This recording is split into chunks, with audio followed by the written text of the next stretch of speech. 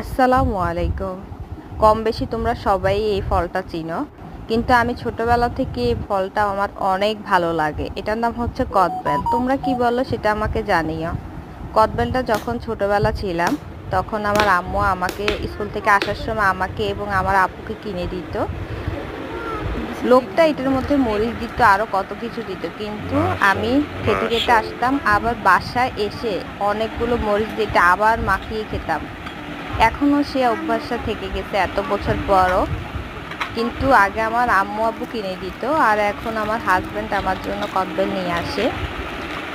কেন জানি এই ফলটা খেতে আমার অনেক ভালো লাগে। আমি ভাত না খেয়ে থাকতে পারি, কিন্তু এটা সিজনে আমি অনেক পছন্দ করি এটা।